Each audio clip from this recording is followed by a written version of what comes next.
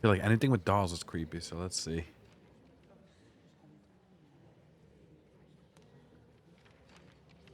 I believe the game is marked at like $30 too, so.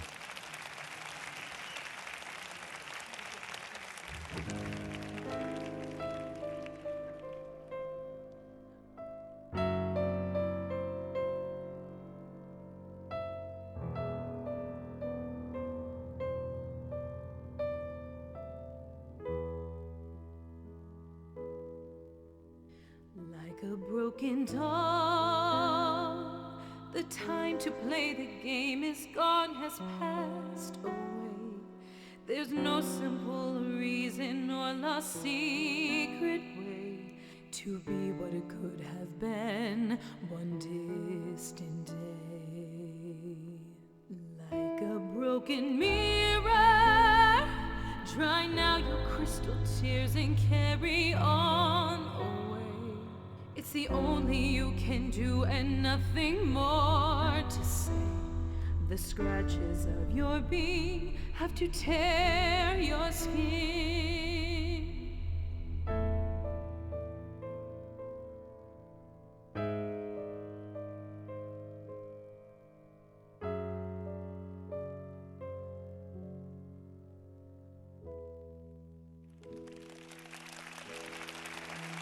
The broken mirror, dry now your crystal tears and carry on away. It's the only you can do and nothing more to say.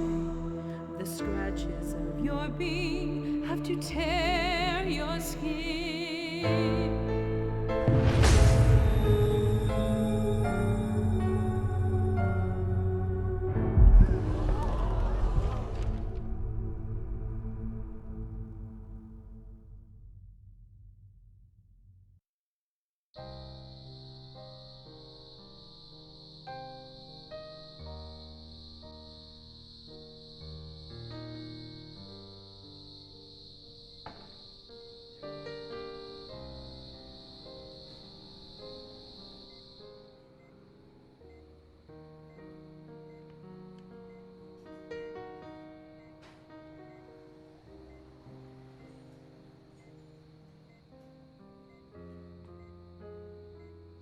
Nurse Ratchet?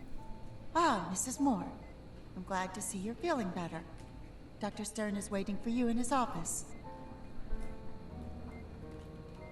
Mrs. de Moor, I'm glad to see you recovered. Please come in.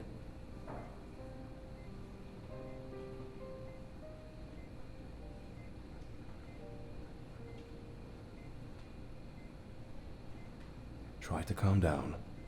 You don't remember the day of the concert, do you? You see, I'm not going to give you too many details. You'll understand why. I'll just tell you. You've been in that state for years. You're an inpatient here, in the private hospital that my father founded. In fact, we have already had this conversation several times. But inevitably a short time later you fall back into an amnesiac state. But I have good news for you today. Thanks to the tests we have carried out with you during this time, we have been able to develop a drug that can stop the forgetfulness process. The price you will pay, however, is hyper-reality. This drug has a powerful side effect. You will have a hard time discerning between what is real and the images of your subconscious. Mr. Moore, I would like to make you a proposal. A somewhat risky experiment, but also the only chance you will have to recover your memories. I propose that you return to familiar places and be directly exposed to your memories. This will be done under the effects of this drug, which seems to be the only effective method. Miss Castor, please prepare the doses I told you about in the laboratory for Mrs. de Moor. Yes, Doctor. We will go to your family estate, the place where you were born, Ravenhill Manor, is fortunately not many miles from the hospital. For reasons unknown to me, you seem more likely to remember during the evening hours, so if you are able, we will go together tonight in search of your past and see if walking through the surroundings, now abandoned to the passage of time, can finally reconnect you with your memory.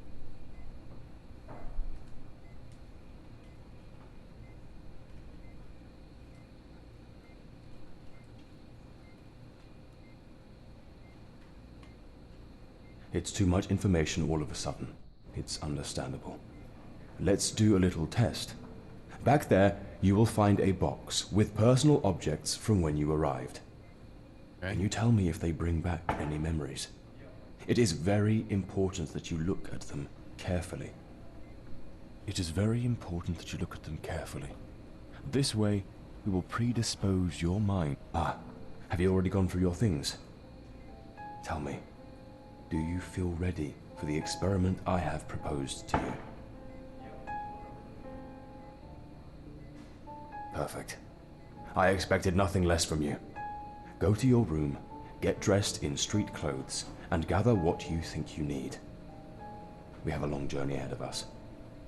I have to prepare the drug doses for the trip. I'll join you downstairs shortly. Ah, Mrs. de Moor. Here, I have prepared a flask for you and filled it with the first dose. Drink it. It will take a little while to have the effect, practically as long as the journey lasts. Come with me. I have the car at the door. We have no time to lose. I'll tell you more on the way.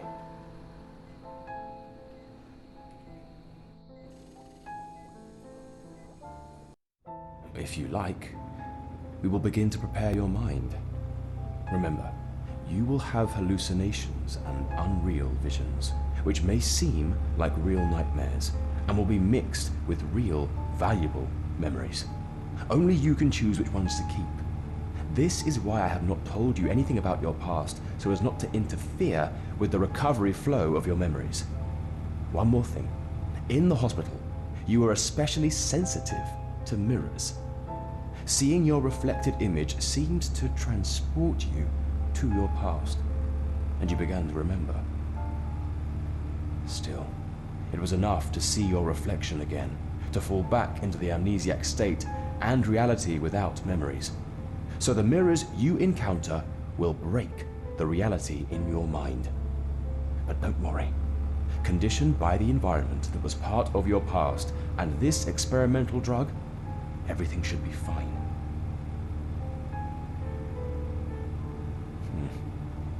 It's not the first time I've been here, you know. My father was your family doctor. I visited this place several times when I was a child.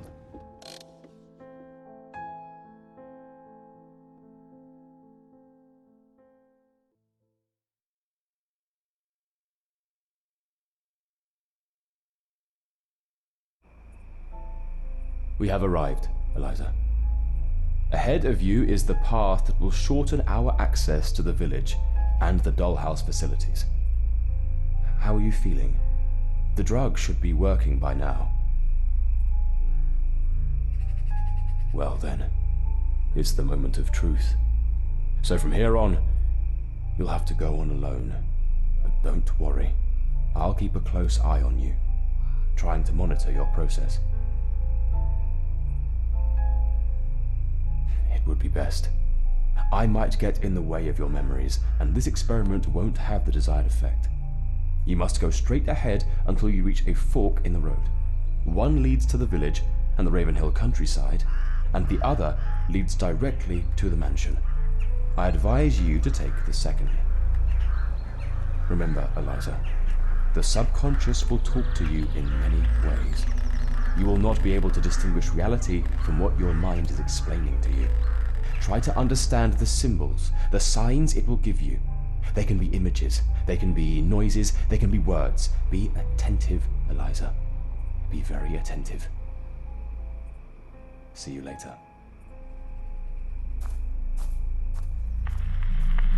I know that time is running out. I can feel the breath of death. So tonight, I want to record everything that has happened over the years. What started as the happy county my ancestors filled with prosperity has been transformed into the most horrible and darkest of places. That is why I am recording my account of events on the cylinders of this old phonograph that my father bought from Thomas Edison. I am Eliza de Moor, 4th Earl of Ravenhill, and I want to begin my story by cursing the day when Lavinia, my wife... Eliza, come on, don't dawdle. There's nothing interesting here. We must go to the house opposite. From there we can get to the church. Mrs. Norman is the only one who still has the key, and at this hour she usually goes there to say her night prayer for her son who died in the swamp. You must follow her, but be careful. You can't let her see you or we won't be able to get in. I'll wait for you at the cemetery.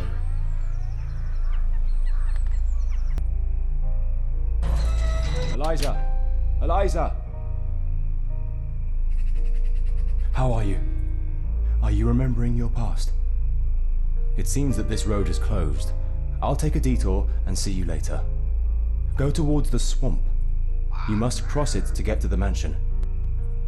Remember to take the drug when your subconscious shows you a sign.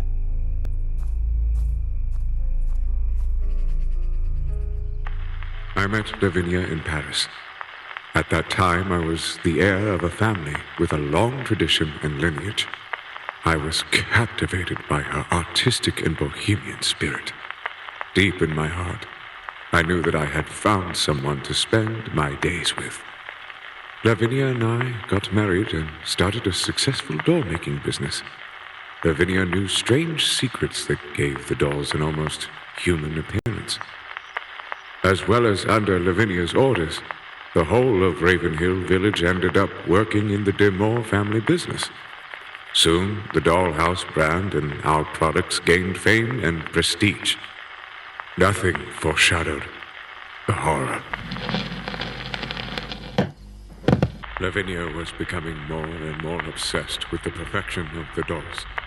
She seemed to really want to bring those creations to life. She secretly kept all her progress in hidden and inaccessible workshop areas. Given this obsession, I decided to contact Dr. Stern, an old friend of the family, and my father's trusted doctor, to assess Lavinia's physical and mental state. The two immediately hit it off, and strangely enough, Dr. Stern eventually became the best ally of Lavinia's experimental work. But, unfortunately, I couldn't understand them, and in a way, I felt displaced. Dollhouse was a brand name that was already resonating in all parts of the world, which attracted many visitors. So, I decided to focus on properly managing the construction of an amusement park for visitors to the Dollhouse facilities. But there, too, Lavinia got in the way with her secrets.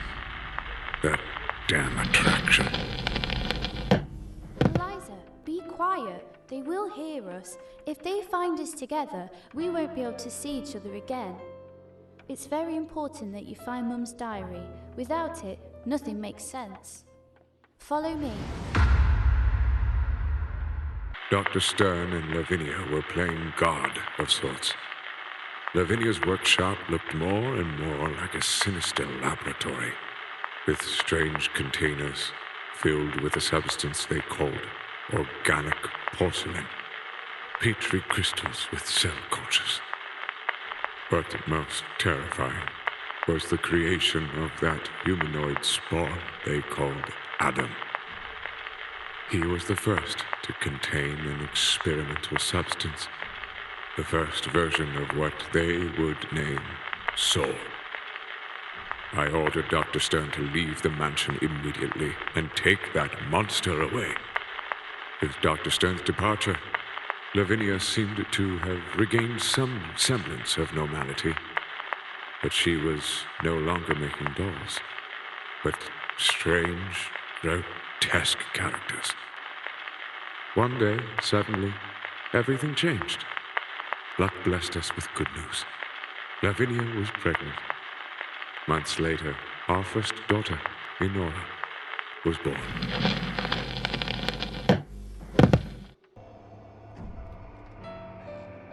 In this diary, Mother wrote most of her experiments.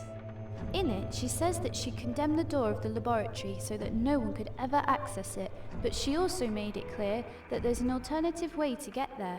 She talks about the back of the mansion, a fair, a clown, and a diabolical attraction that takes you to a hidden door, and from there to the lab. What you're looking for, you'll only find it if you can get there. There will be a key in this room. Eliza, finally.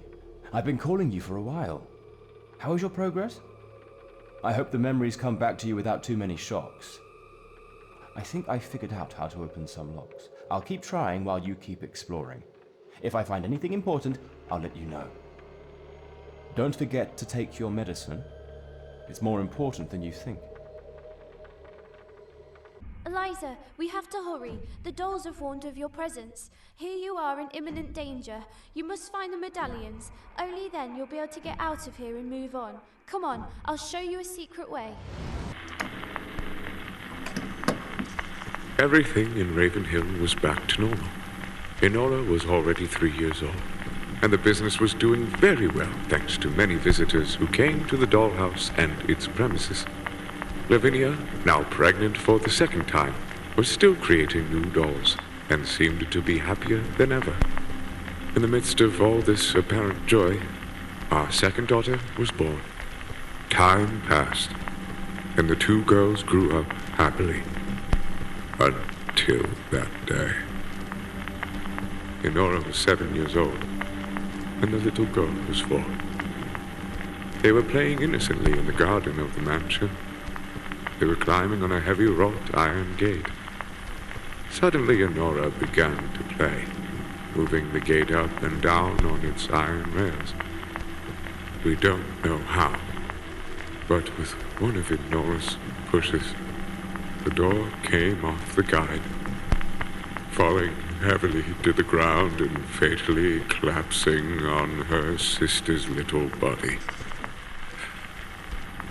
There was nothing we could do.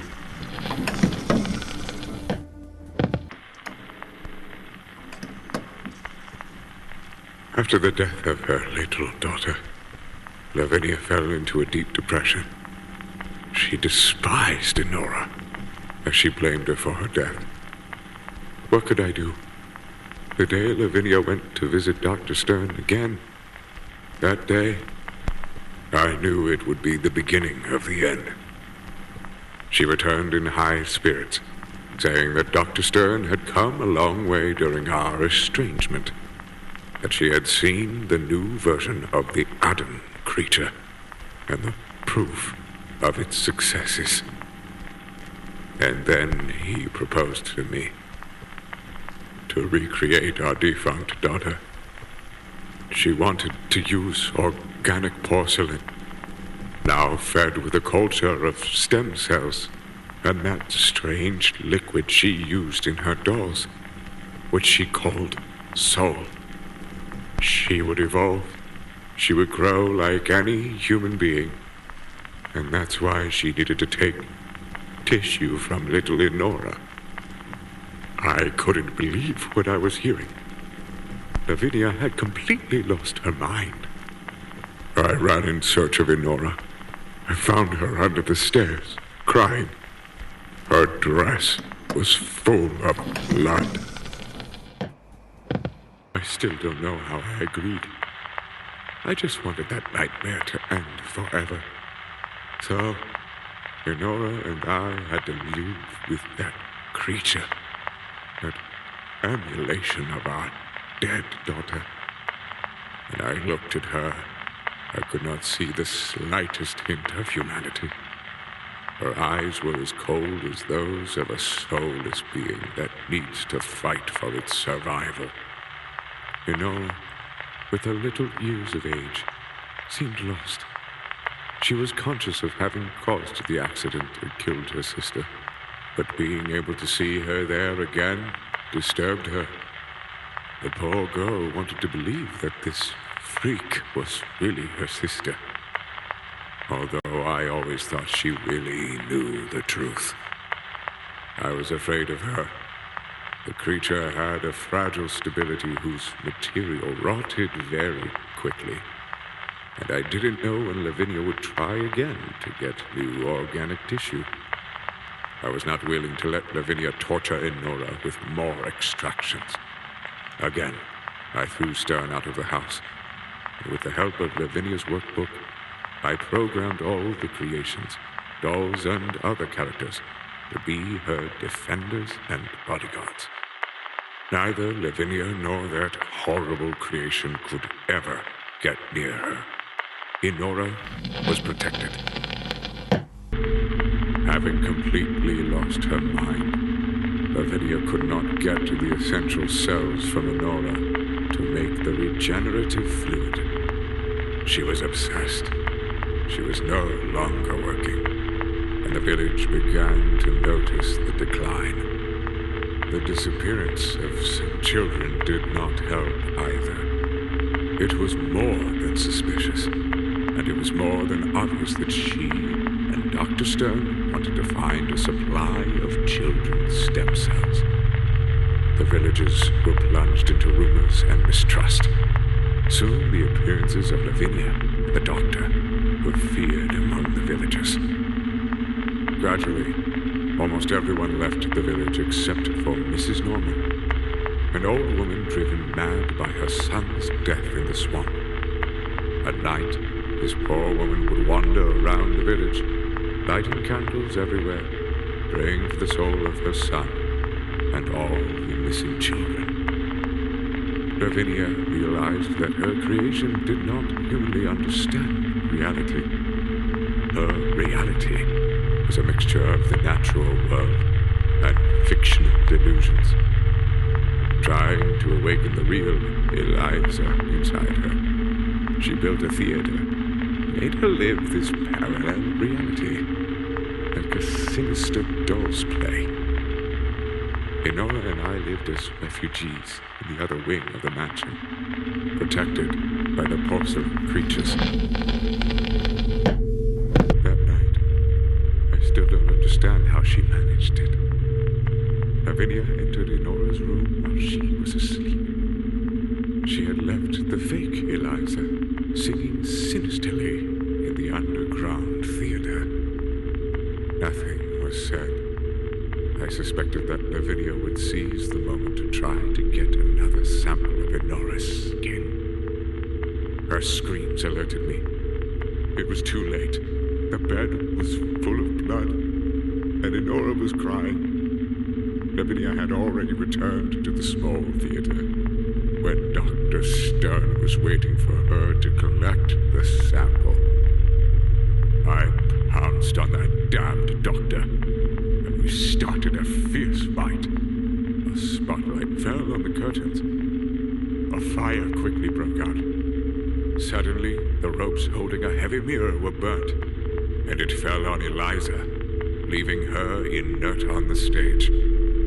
Lavinia was screaming hysterically, trying to pull Eliza's body off the stage in flames. I wanted to help them, yes, but a voice inside me told me that this was their fate. I ran away, Enora in my arms, and headed towards the swamp houses, where I explained all the horror of Lavinia and Eliza to the guard. In the distance, I could hear the fire burning at Raven Hill. I covered Enora's ears, and there we stay, hiding in the darkness and the mist. We'd never return to Dollhouse.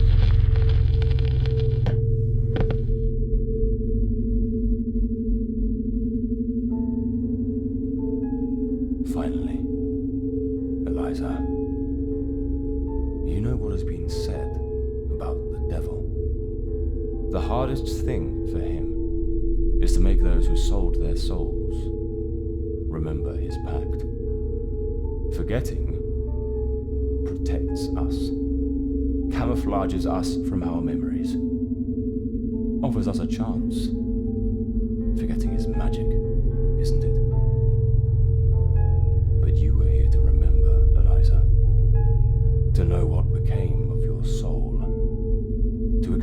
yourself the way to the laboratory that only you and Lavinia, your mother, know about. Yes, I am Adam, the creature that materialized my father, the real Dr. Stern, that selfish old man who wanted me to die when he died. And my father's death sentence is already taking effect. So I needed you to find the diary and retrieve the formula. That drug, the soul, it is the substance you have been taking. The drug I gave you in the hospital is our last reserve. So I needed to bring it to you, so you could bring us here. The lack of the drug affects you and me in different ways. You only lose your memory, but I degrade. I am transformed into a demented being. My skin tissues degrade severely, and I lose control of myself. Without the drug, this happens more and more frequently, until one day, I will no longer be myself. The night of the fire, you were in your world, singing on this stage. Suddenly, a fight broke out between Aristide and my father. And then the fire, and the decorative mirror came loose and fell heavily on you. The last thing you saw, Eliza, before you fell into your long unconsciousness, was your own image. For this reason, when you look at it again, your memories are triggered as if it were a nightmare. I am ready, and I cannot waste another minute. Give me the diary with the formula. I must make it right now in the lab, or else I won't be able to recover my appearance, and I'll start to degenerate again and go mad until I end up as a monster that rots and dies. No!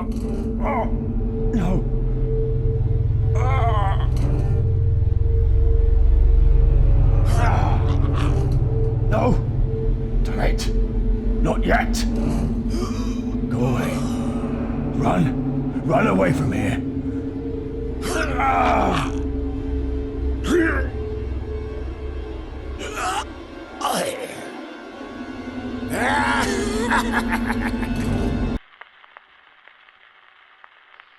Do you remember me, Eliza? I always felt guilty about that day. Our mother went mad, and our father could not take it anymore. He died soon after he took refuge in the swamp. I was cared for years by Mrs. Norman, an old woman who lost her son, drowned in the swamps. One day, Adam appeared and told me his story, and his despair at not being able to regenerate.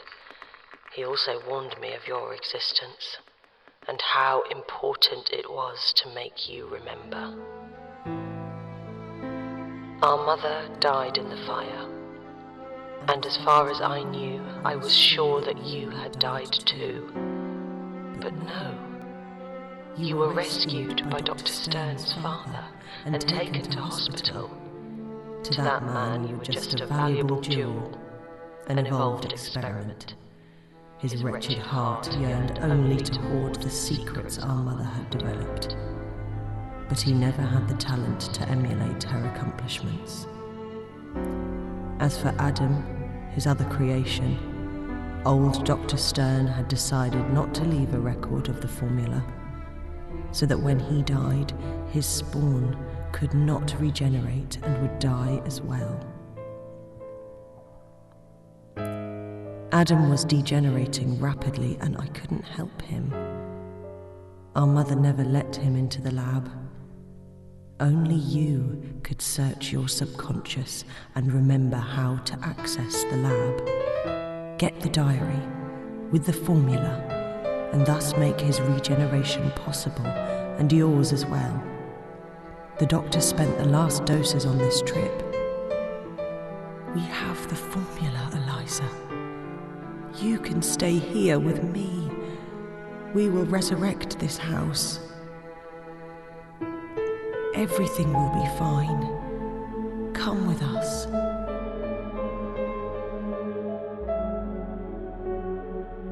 Come with us. 18th of February, 1912. Diary of the Stern Hospital Management. Section log. Admissions and events.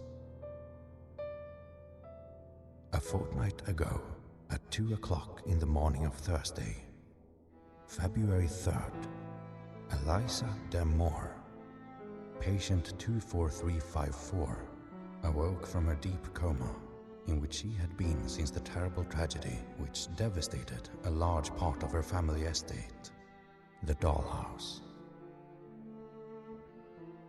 On first inspection, the girl appears to be in good physical condition, but her mental state is not. The girl's brain does not seem to assimilate reality correctly. She has erratic behavior and suffers from episodes that alter her conscious state.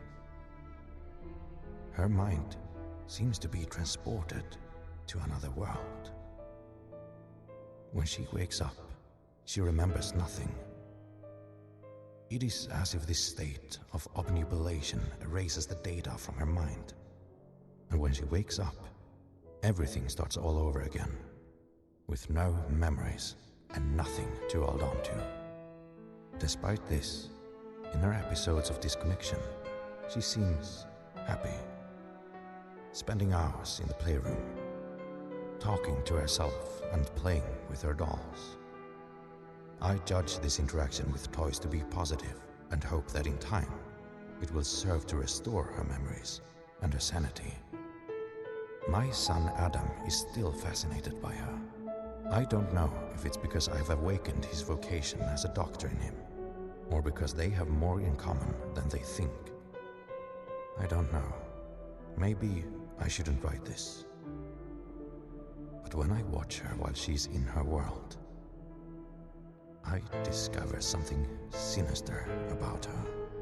Her gaze gives me chills. And her games, I'll just say that more than once, they have made me shudder.